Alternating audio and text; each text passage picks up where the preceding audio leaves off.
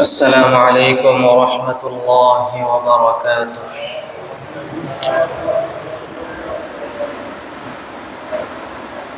الحمد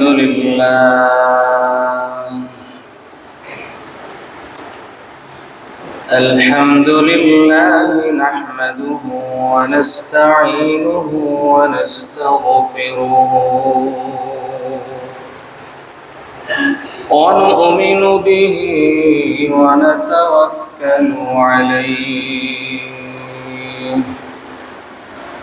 ونعوذ بالله من شرور أنفسنا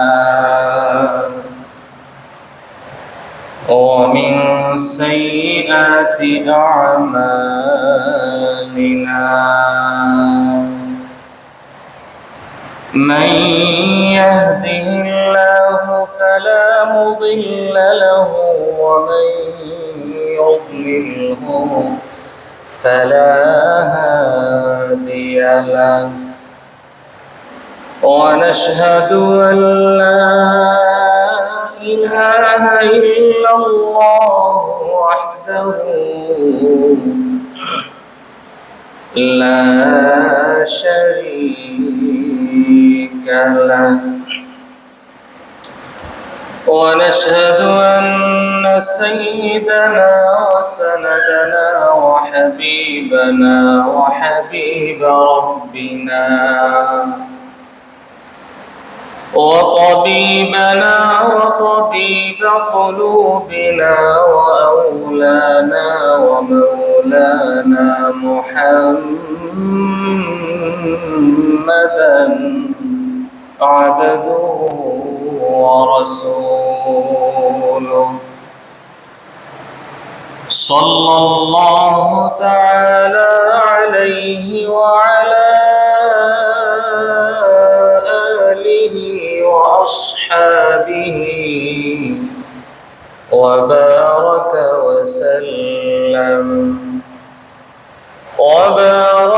وسلم تسليما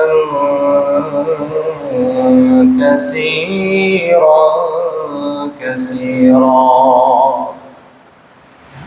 الذي أرسله الله تعالى بالحق إلى كافة الناس بشيرا ونذيرا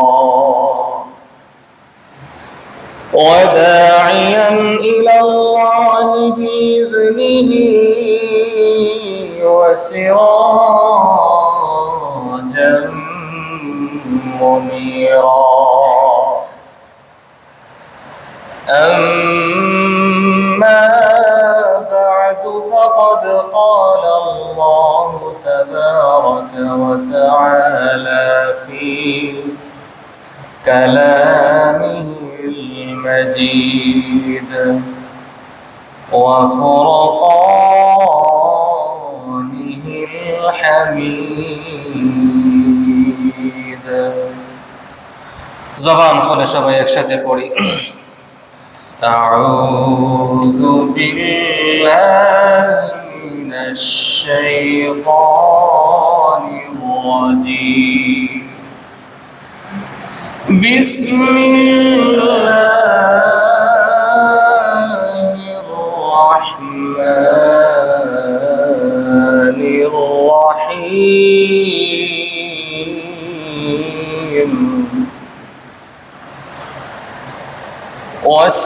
واستعينوا بالصبر والصلاة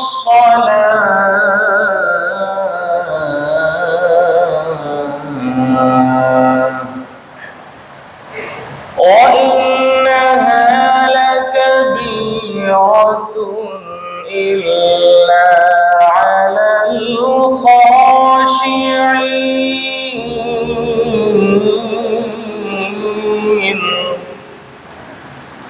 الذين يظنون أنهم ملاقو ربهم وأنهم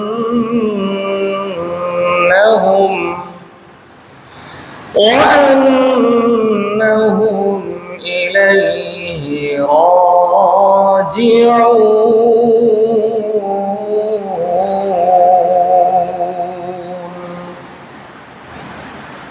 صدق الله مولانا العظيم وصدق رسوله النبي الأمي الأمين الكريم ونحن على ذلك لمن الشاهدين والشاكرين والذاكرين والحمد لله رب العالمين.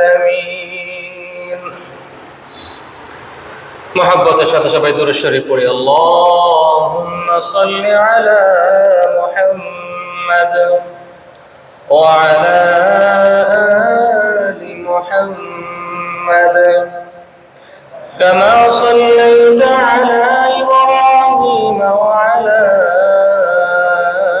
آل إبراهيم إنك حميد مجيد. اللهم بارك على محمد وعلى آل محمد كما باركت على إبراهيم وعلى آل إبراهيم إنك حميد مجيد. পবিত্র কুরআনুল কারীমের ধারাবাহিক তাফসীরের আজকে সূরা বাকারার 45 এবং 46 এই দুটি আয়াতের তেলাওয়াত আমরা করেছি। এই দুটি আয়াতকে নিয়ে কিছু তাফসীর, কিছু আলোচনা আমরা করব, শুনব। রব্বুল আলামিন আমাদেরকে ইখলাসের সাথে আল্লাহকে রাজি খুশি করার নিয়তে আলোচনা করা এবং শোনার তৌফিক দান করেন। সবাই বলি আমিন। আমরা এখানে যারা আছি সবাই কি খুব ভালো আছি? বলেন, কথা বলি সবাই, সবাইকে খুব ভালো আছি? যদি এই প্রশ্ন করা হয়, শতকরা 90% উত্তর হবে যে না, আমি প্রত্যেকেই কোনো না কোনো সমস্যায় আছি। ঠিক না ঠিক বলেন? প্রত্যেকেই কোনো না কোনো খারাপ অবস্থায় আছে। জীবন ভালো এবং মন্দের সমন্বয়ের নাম। ঠিক না ঠিক বলেন? জীবনে চিরদিন আমি ভালো থাকবো না, চিরদিন আমার খারাপও যাবে না, এটাই হলো রব্বুল আলামিনের ফয়সালা। আমরা এখানে যারা আছি, যারা ভালো আছি, এই ভালো থাকাটাও আমাদের জন্য আলহামদুলিল্লাহ অনেক ভালো। যারা ভালো আছি, এই ভালো থাকাটাও আমাদের জন্য ভালো। আবার যারা ভালো নেই, এই না থাকাটাও আমাদের জন্য ভালো থাকার চেয়েও অনেক গুণে ভালো। রব্বুল আলামিন আমাদেরকে যেন ডাকতেছেন, ও আমার বান্দারা, তুমি ভালো নেই, আমি আল্লাহ জানি। তুমি দুরবস্থায় আছো, আমি আল্লাহ জানি। আসো, তোমার সমস্যা যদি পাহাড় সমপরিমাণ হয়, আসো, দুইটা সিস্টেমে তুমি আমি আল্লাহর দিকে আগাও। আমি আল্লাহ কথা দিলাম, ওই দুই সিস্টেমে তুমি যদি আমার দিকে আগাতে পারো, তোমার সমস্যা পাহাড় সমপরিমাণ যদি হয়, আমি আল্লাহ তোমার সমস্যাকে সমাধান করে দিব। রব্বুল আলামিন আজকের এই দুটি আয়াতের মাধ্যমে আমাদেরকে ওই দুইটা পদ্ধতিতে তার দিকে আগানোর জন্য ডাকতেছেন। এবার আসি আমরা এই আয়াত দুটির তাফসীরের প্রাথমিক আলোচনা, কি পদ্ধতি, কিভাবে আল্লাহ ডাকতেছেন সেগুলো নিয়ে আলোচনায় যাওয়ার পূর্বে আয়াত দুটির প্রাথমিক তাফসীরে আমরা যাই, তারপরে মূল তাফসীরে আমরা যাব ইনশাআল্লাহ। মৌলিকভাবে প্রতিটা মানুষের জীবনের কয়টা অবস্থা সবাই বলেন? দুইটা অবস্থা, একটা হলো ভালো, একটা হলো মন্দ। একদম নবী আম্বিয়ায়ে কেরাম আলাইহিমুস সালাতু ওয়াস সালাম থেকে নিয়ে সবার ক্ষেত্রে আল্লাহ রাব্বুল আলামিনের সিস্টেম এটাই যে প্রতিটা মানুষের জীবনের অবস্থা কয়টা হবে বলেন? দুইটা হবে। এক হলো ভালো অবস্থা, দ্বিতীয় হলো খারাপ অবস্থা। তবে যে আল্লাহর কাছে যত প্রিয় তার জীবনে খারাপ অবস্থার পার্সেন্টেজ হবে তত বেশি। এই কথাটা বুঝতে হবে আমাদেরকে। যে আল্লাহর কাছে যত বেশি প্রিয় তার খারাপ অবস্থার পরিমাণ হবে সবচেয়ে বেশি। দ্বিতীয় কথা হলো মানুষের জীবনের দ্বিতীয় অধ্যায় ভালো ভালো অবস্থা। পাশাপাশি প্রত্যেকটা মানুষের জীবনের সফলতার জন্য আল্লাহ রাব্বুল আলামিন আমাদের সামনে তিনটা সূরত দিয়ে দিয়েছেন, তিনটা রাস্তা দিয়ে দিয়েছেন যে আমার বান্দা ভালো থাকুক। ওই দুই অবস্থার যে কোনো অবস্থায় আছে, ভালো আছে খারাপ আছে, ওইটা আমার দেখার বিষয় না। আমার বান্দার ভালোটাও ভালো হয়ে যাবে, আমার বান্দার খারাপটাও খারাপ হয়ে যাবে যদি তিনটা সিস্টেমে সে তার জীবনকে কাটাতে পারে। আমার ভালোটাও আল্লাহর কাছে ভালো, আমার দুনিয়ার জন্যও ভালো, আখিরাতের জন্যও ভালো। আমার খারাপটাও আমার জন্য ভালো, দুনিয়ার জন্যও ভালো, আখিরাতের জন্যও ভালো, যদি আমি আমার জীবনকে তিন নিয়মে কাটাতে পারি। মুফাসসিরিনে কেরাম তাফসীরের মধ্যে লিখেন সেই তিন নিয়মের এক নম্বর নিয়ম হলো আমি ভালো আছি তো আমি আল্লাহর শুকরিয়া আদায় করব। আমি ভালো আছি, আল্লাহর শুকরিয়া আদায় করব মাওলার কাছে। এই শুকরিয়া আদায় বড় দামি ইবাদত। এজন্য আল্লাহ রাব্বুল আলামিন রাসূল করিম সাল্লাল্লাহু আলাইহি ওয়াসাল্লামের উপরে সর্বপ্রথম সূরা হিসেবে যেই সূরা নাজিল করলেন সূরা ফাতিহা। আল্লাহ সূরা নাজিল করলেন, সূরার শুরুতে আল্লাহ প্রশংসার সবক দিলেন যে বান্দা তুমি আমি আল্লাহর প্রশংসাকারী হয়ে যাও, তোমাকে নিয়ামত দিয়েছি, আমার নিয়ামতের শুকরিয়া আদায় করো। করবা তো আমি আল্লাহ তোমাকে আমার নিয়ামত আরো বাড়ায় দেব। তো এক নম্বর, আমাকে আল্লাহ ভালো রেখেছেন, তো ভালো থাকার অবস্থায় আমার দায়িত্ব হলো কি করবো? সবাই বলেন শুকরিয়া আদায় করব। দ্বিতীয় হলো আমি ভালো নেই, আমি পেরেশানিতে আছি, অসুস্থ আছি, অভাবে আছি, বিভিন্ন সমস্যায় জর্জরিত আছি। তা আমার মাওলা চান বান্দা তুমি তো ভালো নেই, তো তোমার এই অবস্থায় আমার পক্ষ থেকে তোমার জন্য সবক হলো বান্দা তুমি সবর করো। তুমি কি করো? সবাই বলেন সবর করো। তুমি ভালো আছো শুকরিয়া আদায় করো, ভালো নেই সবর করো। খুব ভালো করে আমরা কথাগুলো বুঝি। তিন নম্বর, আমি ভালো থাকি খারাপ থাকি, আমার জীবনের আরেকটা অবস্থা, হয়তো আমি গুনাহের মধ্যে থাকবো, না হয় আমি নেক আমলের মধ্যে থাকবো।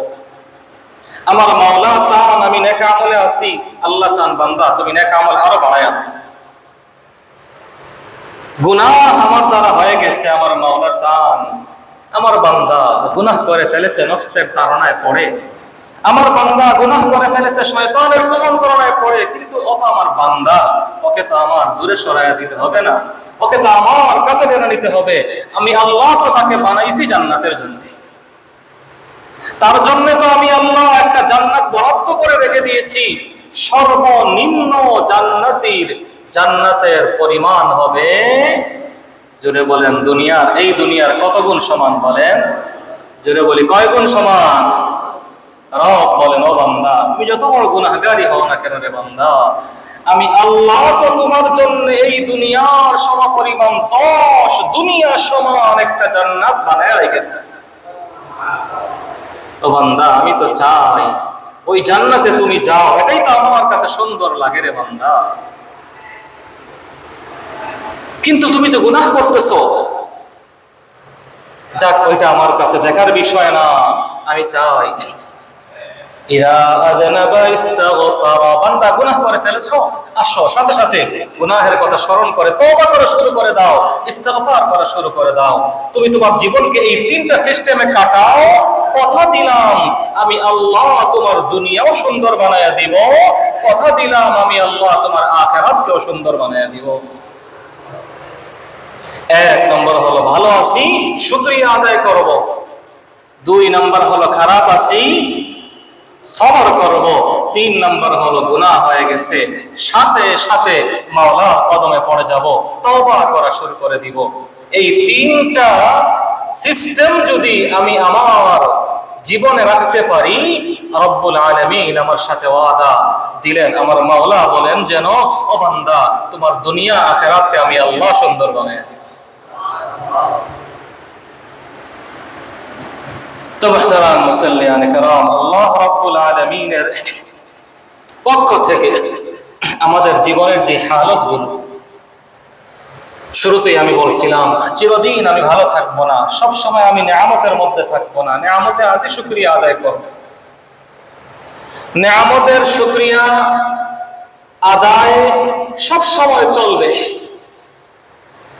কিন্তু আমার জীবনের দ্বিতীয় যে অবস্থা, মিহানুম মিনাল্লাহ, আল্লাহর পক্ষ থেকে পরীক্ষা, দুশ্চিন্তা, পেরেশানি, অভাব অনটন, খারাপ অবস্থা, ওই অবস্থায় যদি আমি পড়ে যাই, ওই সময়ে আমার জন্য প্রথম হলো ভালো আছি, শুকরিয়া। দ্বিতীয় হলো, যদি আমি দ্বিতীয় অবস্থায় পড়ে যাই, অভাব চলে আসছে, খারাপ অবস্থা, আমার জীবন খারাপ যাচ্ছে, তখন আমি কি করব? রব্বুল আলামিন সূরা বাকারার 45 এবং 46 এই 2টি আয়াতের মাধ্যমে আমাকে জানাচ্ছেন যে, বান্দা, তুমি খারাপ অবস্থায় পড়ে গেছো, আসো, ওয়াস্তাইনু বিস-সাবরি ওয়াস-সালাহ। বান্দা, তুমি খারাপ অবস্থায় আছো, আমি জানি, কিন্তু আমি যেটা জানি তুমি সেটা জানো না। তোমার এই খারাপ অবস্থাটা হলো ওই অবস্থা যেই তোমার জীবনের হাজারো কোটি ভালো অবস্থার চেয়েও তোমার এই খারাপ অবস্থাটাই আমি আল্লাহর কাছে দামি। তোমার জীবনের এই খারাপ অবস্থাটা হলো সেই অবস্থা যেই অবস্থার মাধ্যমে আমি আল্লাহ চাচ্ছি তোমাকে জান্নাত পর্যন্ত নিয়ে পৌঁছায়া দিতে। ওইটা আমি জানি, তুমি ওইটা জানো না। তুমি দেখতেছো, বাহ্যিক দৃষ্টিকোণ থেকে মনে হচ্ছে তোমার অবস্থাটা খারাপ, কিন্তু তুমি যা দেখো তা তুমি দেখো, ওইটা আমি আল্লাহ দেখি। কিন্তু আরেকটা জিনিস তুমি দেখো না, কিন্তু কে দেখে? আল্লাহ। ইউসিবুহুল মুসিবা ইয়াদখুলু বিহাল জান্নাহ হাত্তা তাকুনা তিলকাল মুসিবা আনফা লাহু মিন তাআতিন কাসীরা। এজন্যই তো, ও বান্দা, তুমি জানো না তোমার জীবনে এই যে মুসিবতটা নেমে এসেছে, এই যে খারাপ অবস্থাটা নেমে এসেছে, তিলকাল মুসিবা আনফা লাকা মিন তাআতিন কাসীরা। ও বান্দা, তোমার জীবনের এই একটা মুসিবত, এই একটা খারাপ অবস্থা হাজারো কোটি তাহাজ্জুদের চেয়ে আমি আল্লাহর কাছে দামি। তোমার জীবনের একটা অভাবের কিছুদিন, তোমার জীবনের একটা অসুস্থতার কিছুদিন, তোমার জীবনের একটা বিভিন্ন পেরেশানির কিছুদিন, আমি আল্লাহর কাছে হাজারো নফল রোজার চেয়ে, হাজারো নফল দান ও সাদাকার চেয়ে, হাজারো নফল বিভিন্ন দামি দামি ইবাদতের চেয়ে আমি আল্লাহর কাছে বেশি দামি। ও বান্দা, ওইটা আমি আল্লাহ জানি, ওইটা তুমি জানো না। ও বান্দা, তুমি জানো না ওই বিষয়, আমি আল্লাহ যা জানি। আমি আল্লাহ চাই, ইন্নী উরিদু বিআবদিক, ইন্নী উরিদু বিআবদি, আমি আল্লাহ আমার বান্দাকে দিয়ে চাই। ইযা আরাদাল্লাহু বিআবদিহি খায়রান,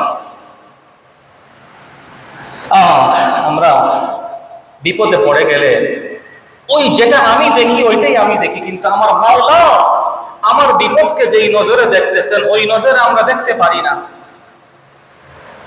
আজকের এই তাফসীর থেকে আসেন আমরা আমাদের জীবনের খারাপ অবস্থাগুলোকে ওইভাবে দেখা শিখি, তাহলে মনে হবে জীবনের বাকি দিনগুলো খারাপই যাক। ওই অবস্থায় যদি আমি আমার জীবনের খারাপ দিনগুলোকে দেখতে পারি, তাহলে মনে হবে জীবনের বাকি দিনগুলো খারাপ ভাবেই যাক। রব্বে করিম কি চান আমাকে খারাপ অবস্থায় ফেলার মাধ্যমে, আমার অভাবের মাধ্যমে, আমার বিপদ আপদের মাধ্যমে, আমার অশান্তি পেরেশানির মাধ্যমে আমার আল্লাহ কি চাচ্ছেন?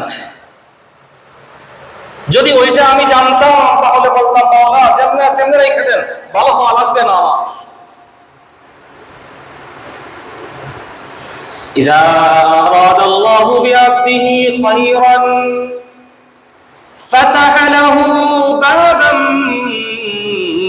মিন আবওয়াবিত তাওবা وبابا من أبواب الندم والدعاء والاستغاثة والتقرب إليه بما أمكن من الحسنات। আল্লাহ যখন তার কোনো বান্দার ভালো চান, إذا أراد الله بعبده خيرا, আল্লাহ যখন তার কোনো বান্দার কল্যাণ চান, فتح له بابا من أبواب التوبة, ওই বান্দার জন্য আল্লাহ তওবার দুয়ারকে খুলে দেন। বান্দাকে দিয়ে আল্লাহ তওবা করার তৌফিক দেন। আল্লাহ যখন তার কোনো বান্দার ভালো চান, বান্দাকে বিপদে ফেলে দেন। আল্লাহ যখন তার কোনো বান্দার ভালো চান, তো বান্দার দিলকে আল্লাহ ভেঙে দেন। কি বলেন? কথাগুলো একটু অন্যরকম মনে হয় কিনা বলেন? এটাই বাস্তব। আল্লাহ যখন তার কোন বান্দার ভালো চান, তখন দিলকে ভেঙে দেন। কারণ দিল ভাঙলে চোখের পানি পড়বে, তো ওই চোখের পানির এত দাম, এত দাম, এত দাম, যে ওই চোখের পানির বিনিময়ে আল্লাহ রাব্বুল আলামিন ওই বান্দার দুনিয়া আখিরাতকে দামি বানায় দিবেন। ওই চোখের পানির বিনিময়ে আল্লাহ তার বান্দার জাহান্নামের আগুনকে নিভিয়ে দিবেন। ওই চোখের পানি চোখ থেকে নাকের ডগায় আসার আগেই আল্লাহ ওই বান্দার জন্য জাহান্নামের আগুনকে হারাম বলে ঘোষণা করে দিবেন। আল্লাহ যখন তার বান্দার ভালো চান, আল্লাহ বান্দার দিলকে ভেঙে দেন। আল্লাহ বান্দাকে বিপদে ফেলে দেন। কারণ বিপদে পড়লে আমার বান্দা আমাকে ডাকবে, আমার কাছে আসবে।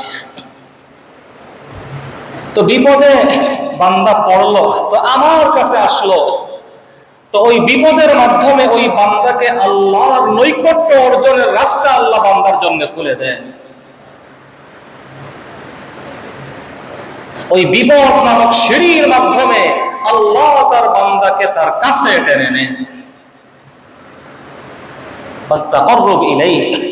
আল্লাহ যখন তার কোন বান্দার ভালো চান, বান্দাকে বিপদে ফেলে দেন, খারাপ অবস্থায় ফেলে দেন, যে ওই খারাপ অবস্থায় পড়ে যাবে, খারাপ অবস্থায় পড়ে গিয়ে আমার বান্দা আমাকে মনে করবে, আমাকে স্মরণ করবে, আমার কাছে আসবে। আমি আল্লাহ তো এটাই চাই। ভালো থাকলে হয়তো বৎসরে একবার মনে করবে, খারাপ থাকলে প্রতিটা মুহূর্তে মুহূর্তে মনে করবে। তা আমি আল্লাহ তো চাই আমার বান্দা আমাকে প্রতিটা মুহূর্তে মনে করুক। এই জন্য আম্বিয়া কেরাম আলাইহিমুস সালাতু ওয়াস সালামের জীবনীগুলো খুঁজলে আমরা দেখব ওনাদের জীবনকে আল্লাহ কত ভেঙ্গে দিয়েছিলেন। ঠিক না ঠিক বলেন? ওনাদের জীবনকে আল্লাহ বড় আয়েশি, বড় বিলাসবহুল জীবন বানান নাই। অবস্থাকে আল্লাহ ওনাদের জীবনে সবাই খুব ভালো অবস্থায় সারা জিন্দেগি কাটাইছেন। বলেন নবী মুহাম্মদুর রাসূলুল্লাহ সাল্লাল্লাহু আলাইহি ওয়াসাল্লাম সাইয়্যিদুল মুরসালিন, দুজাহানের বাদশা নবী, লাউলাকা লামা খালাকতুল আফলাক, ও নবী যদি আমি আল্লাহ আপনাকে না বানাতাম তাহলে আসমান জমিন আমি আল্লাহ বানাতাম না। আপনার জন্য সমস্ত আয়োজন নবী। ওই নবী মুহাম্মদুর রাসূলুল্লাহ সাল্লাল্লাহু আলাইহি ওয়াসাল্লামের ঘরের অবস্থা বর্ণনা করতেছেন আম্মা জান হযরতে আয়েশা সিদ্দিকা রাদিয়াল্লাহু তাআলা আনহা। কত দুরবস্থার মধ্য দিয়ে ওনাদের জিন্দেগিকে আল্লাহ কাটাইছেন। আল্লাহ কি চাইলে নবীর জীবনকে অনেক বিলাসবহুল, অনেক ভালো অবস্থার মধ্য দিয়ে কাটাইতে পারতেন কিনা বলেন? যদি বলেন পারতেন কিনা বলেন? সমস্ত ভালো খাজানার মালিক কে বলেন? যদি বলেন কে? আল্লাহ। চাইলে পারতেন না আল্লাহ? হযরত আয়েশা রাদিয়াল্লাহু তাআলা আনহা বলেন রাসূলুল্লাহ সাল্লাল্লাহু আলাইহি ওয়াসাল্লামের ঘরে আমরা আসমানে এক চাঁদ উঠছে, দুই চাঁদ উঠছে, তিন চাঁদ পর্যন্ত আমরা আসমানে উঠতে দেখছি। মা উকিদা ফি বাইতি রাসূলিল্লাহ সাল্লাল্লাহু আলাইহি ওয়াসাল্লাম, তিন চাঁদ উঠে গেছে ধারাবাহিকভাবে, 1 2 3, কিন্তু রাসূলের ঘরের চুলায় আগুন জ্বলে না। রাসূলের ঘরের চুলায় আগুন জ্বলে না। কি বলেন? নবীকে এই অবস্থায় রাখছেন কে বলেন? জোরে বলি কে রাখছেন? আল্লাহ। তো নবীর জন্য সবচেয়ে বেশি ভালো চানেওয়ালা কে বলেন? জোরে বলেন কে? নবীর জন্য আমি যতটুকু ভালো চাই আমার চেয়ে হাজারো কোটি গুণ ভালো কে চান বলেন? আল্লাহ। তো সেই আল্লাহ ভালো চান আমার নবী এই অবস্থায় থাকেন। ওই আল্লাহ যদি ভালো চাইতেন আমার নবী বিলাসবহুল থাকবেন, নবীর ঘরে কুরমা পোলাও থাকবে, একদম আয়েশি জীবন যাপন করবেন। আল্লাহ চাইলে পারতেন কিনা বলেন? কিন্তু আল্লাহ চান আমার বন্ধু এভাবেই থাকুক, এটাই আমার কাছে পছন্দের, এটাই আমার কাছে ভালো লাগে। এজন্য আল্লাহ রাব্বুল আলামিন তার হাবিবকে ওইভাবে রেখে দিয়েছেন। রাসূল করিম সাল্লাল্লাহু আলাইহি ওয়াসাল্লাম হযরতে ফাতেমা রাদিয়াল্লাহু তাআলা আনহার ঘরে গেছেন। হযরতে ফাতেমা রাদিয়াল্লাহু তাআলা আনহার ঘরে আল্লাহর হাবিব সাল্লাল্লাহু আলাইহি ওয়াসাল্লামের তাশরীফ নিয়ে যাওয়ার খবর নবীজিকে যখন দেখছেন, কলিজার টুকরা দুই নাতি হযরতে হাসান এবং হুসাইন রাদিয়াল্লাহু তাআলা আনহুমা, হযরতে হাসান এবং হুসাইন রাদিয়াল্লাহু তাআলা আনহুমা আল্লাহর হাবিবকে দেখার পরে নানা জান আসছেন, ঈদের মতো আনন্দ। তো নানা জানকে দেখে হযরতে হাসান এবং হুসাইন রাদিয়াল্লাহু তাআলা আনহুমা বললেন, নানা আমাদের ঘরে আপনি আসছেন, আজ আমরা দুইজন নাতি আপনার কাছে আপনার মেয়ের বিপক্ষে নালিশ করব। কারা বলেন? দুই নাতি হাসান এবং হুসাইন বলতেছেন যে নানা আজকে আমরা দুইজন আপনার মেয়ের বিরুদ্ধে আপনার কাছে নালিশ করব। মেয়েকে বলেন? হযরতে ফাতেমা যুহরা রাদিয়াল্লাহু তাআলা আনহা বলতেছেন যে ওই ফাতেমা রাদিয়াল্লাহু তাআলা আনহার বিরুদ্ধে আজকে আমরা নালিশ করব আপনার কাছে।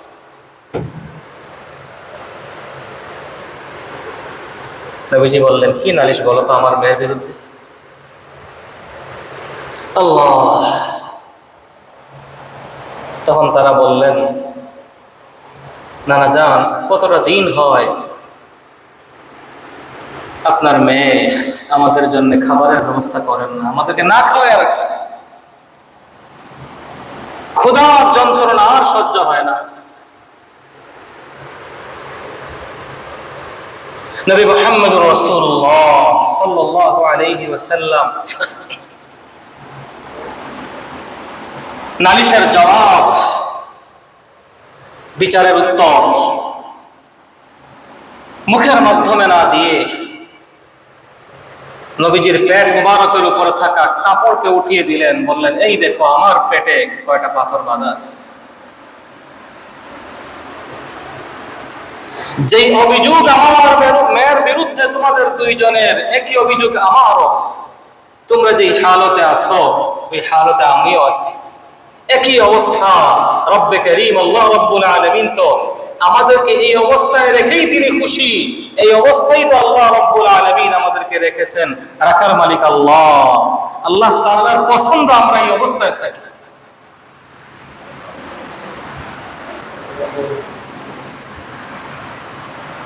মুহতারাম মুসল্লিয়ান কিরাম, যেজন্য এই অধ্যায়গুলো থেকে আমরা যেটা সবক পাই, আমাদের জীবনের খারাপ অবস্থাগুলো যখন আসে আমরা ঘাবড়ে যাই, ঠিক কিনা বলেন? মনোবল ভেঙে যায় আমাদের, কি হলো? কত মানুষ চোখের সামনে উপরে শুধু উঠতেছে, শুধু উপরে উঠতেছে, আর আমি শুধু নিচেই নামতেছি, নিচেই নামতেছি, ঠিক না বেঠিক বলেন? কত মানুষের উন্নতি আমার চোখের সামনে, আর আমার বুঝি শুধু নিচের দিকেই নামা। এটাই বুঝি আমার কপালের ফয়সালা। এই কথাটা যদি, এই বিশ্বাস আমার মনের মধ্যে চলে আসে, আমার ঈমানের মধ্যে কমতি চলে আসে। আমাকে আমার জীবনের খারাপ দিনগুলোকে আজ থেকে ওইভাবে দেখতে হবে। যখনই আমি কোনো খারাপ অবস্থায় পড়ব, তখন আমাকে মনে করতে হবে, ইযা আরাদাল্লাহু বিআবদিহি খায়রান, যখন আল্লাহ তার কোনো বান্দার ভালো চান, তখন তার বান্দার জন্য বিপদের দুয়ারকে আল্লাহ খুলে দেন। কারণ বিপদে পড়লে আমার বান্দা আমার জন্য দিলকে ভাঙবে, আমাকে মনে করবে, আমার কাছে আসবে, দোয়া করবে, কান্নাকাটি করবে, রুনা জারি করবে। তো আমি আল্লাহ তো চাই আমার বান্দা আমার কাছে আসুক। তো বান্দার হাজারো নেক আমল চলে যাবে একদিকে, আর এই বিপদটা একদিকে। ওই বিপদের মাধ্যমে আমি আল্লাহ আমার বান্দাকে আমার সবচেয়ে কাছে টেনে নিব। আমি তো ওই অবস্থাতেই খুশি। আল্লাহ, মুহতারাম মুসল্লিয়ান কিরাম, পরবর্তী আলোচনা এই আয়াত দুটির পরবর্তী পয়েন্ট হলো, জীবনের ভালো এবং মন্দ দুনো অবস্থার মালিক কে বলেন? জোরে বলেন, ভালো রাখার মালিক কে? আরো জোরে বলি, কে? খারাপ রাখার মালিক কে বলেন? জোরে বলি, কে? ইবাদত এক অবস্থায় করব না দুনো অবস্থায় বলেন? ভালো রাখা অবস্থায়ও আমি ভালো আছি, তখনও আমার মাবুদ কে বলেন? খুব ভালো করে কথাগুলো বুঝি। আমি ভালো আছি সেই সময় আমার মাবুদ কে? আমি খারাপ আছি ওই সময় আমার মাবুদ কে? আল্লাহ। আমি খারাপ আছি তখনও আমাকে ইয়াকা না'বুদুই বলতে হবে, অন্য কিছু বলা চলবে? আমি খারাপ আছি তখন আমাকে ইয়াকা না'বুদুই বলতে হবে, অন্য কিছু বললে চলবে না। রব যেন বলে, না বান্দা, তুমি যদি ভালো অবস্থায় আমাকে ইয়াকা না'বুদুই বলতে পারো, তুমি যদি ভালো অবস্থায় আমাকেই মাহবুদ মেনে তোমার জীবনের ইবাদতের ধারাবাহিকতা রক্ষা করতে পারো, ও বান্দা, তুমি যদি খারাপ অবস্থায়ও ইয়াকা না'বুদুর যেই সবক আমি আল্লাহ তোমাকে দিলাম সূরা ফাতিহার মাধ্যমে, খারাপ অবস্থায়ও তুমি যদি আমার সাথে ইবাদতের সম্পর্ক বজায় রাখতে পারো, আমার সাথে মাহবুদ এবং আব্দের সম্পর্ক বজায় রাখতে পারো, আমি আল্লাহ কথা দিলাম তোমার ভালো অবস্থা এবং তোমার খারাপ অবস্থা দুটোটাকে আমি আল্লাহ তোমার দুনিয়া আখিরাতের জন্য দামি বানায় দেব।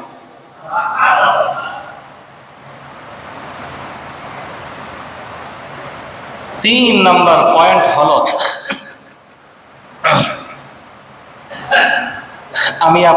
আমরা সবাই কার গোলাম বলেন? জোরে বলি, আমরা কার বান্দা বলেন? আমরা কার বান্দা? আল্লাহ। আমাদের ইবাদতের কোয়ালিটির মধ্যে, আমাদের ইবাদতের মান কবে বাড়ে?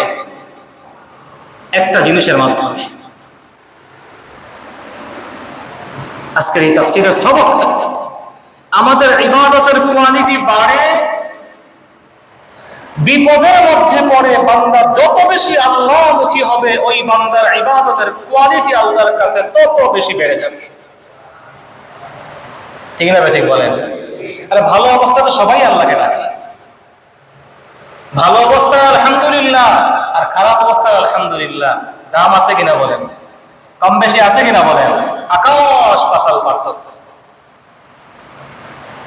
তো বান্দার কোয়ালিটি আল্লাহর দরবারে কমে যায়, বেড়ে যায়, এবং এর একটা মাত্র মূল নীতি, সেটা হলো যে বান্দা খারাপ অবস্থায় যত বেশি ইবাদতমুখী হবে, ওই বান্দা রব্বুল আলামিনের কাছে তত বেশি দামি হয়ে যাবে।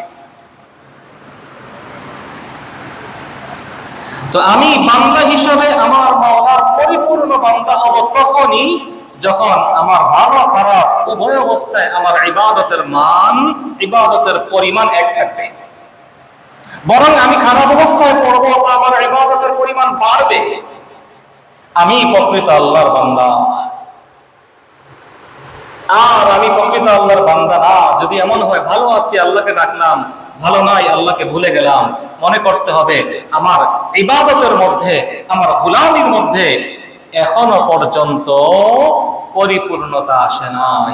বান্দা আল্লাহ রাব্বুল আলামিনের কাছে দামি হওয়ার জন্য একটা অন্যতম মূল নীতি হলো বান্দা উভয় অবস্থায় আল্লাহমুখী হবে। তো ওই বান্দা পরিপূর্ণ বান্দা। রব্বুল আলামিন আল্লাহ তাবারাকা ওয়া তাআলা চান যে আমার বান্দা সর্বাবস্থায় আমি আল্লাহমুখী থাকুক। রব্বুল আলামিন এটাও সিস্টেম করে দিয়েছেন, এটাও তাকদীর, এটাও তাকদীর। তাকদীরের ভালো মন্দ সবকিছু কার পক্ষ থেকে আসে বলেন? যেটা বলেন কার পক্ষ থেকে? আল কদরি খাইরিহি ওয়া শাররিহি মিনাল্লাহি তাআলা। আমরা ঈমানে মুফাসসালের মধ্যে পড়ছি আল কদরি খাইরিহি ওয়া শাররিহি, তাকদীরের ভালো এটা কার পক্ষ থেকে? মিনাল্লাহ। ওয়া শাররিহি, তাকদীরের খারাপি এটা কার পক্ষ থেকে? আল্লাহর পক্ষ থেকে। রব্বে করিম চান যে বান্দা ভালো আছো আমাকে স্মরণ রাখো, খারাপ আছো তো দুইটা সিস্টেমে আমি আল্লাহর দিকে আগাও। দুইটা সিস্টেমে তুমি যদি আমি আল্লাহর দিকে আগাতে পারো, কথা দিলাম ও বান্দা তোমার এই বিপদকে আমি আল্লাহ, তোমার এই খারাপ অবস্থাকে আমি আল্লাহ এত দামি, এত দামি, এত দামি বানায়া দিব যে এত দামি তুমি হতে পারবা, তোমার জীবনে তুমি এত দামি হতে পারবা ওই কল্পনাও তুমি কোনোদিন করো না। ইয়াগফিতু বিহাল আউলিয়া ওয়াস সুলাহা, ময়দানে মাহশরে তোমার ওই অবস্থান দেখে আমার ওলিগণ, নেককার, আমার প্রিয় বান্দাগণ, মুত্তাকিনরা পর্যন্ত ঈর্ষা করবে, আরে এই বান্দা এত দামি কেমনে হইল, দুনিয়া জমিনে যদি ওর মতো চলে আমিও এরকম দামি হয়ে যাইতাম। তোমাকে নিয়ে ময়দানে মাহশরে আমার প্রিয় বান্দারা পর্যন্ত ঈর্ষা করবে, এ কেমনে তো দামি হইল। এই দুইটা গুণ নিয়ে ইনশাআল্লাহ আগামী তাফসীরে আলোচনা করব। আল্লাহ রাব্বুল আলামিন আমাদেরকে বিষয়গুলো বোঝার এবং সে অনুযায়ী আমল করার তৌফিক দান করুন। আমিন। ওয়া আখিরু দাওয়ানা আলহামদুলিল্লাহি রাব্বিল আলামিন।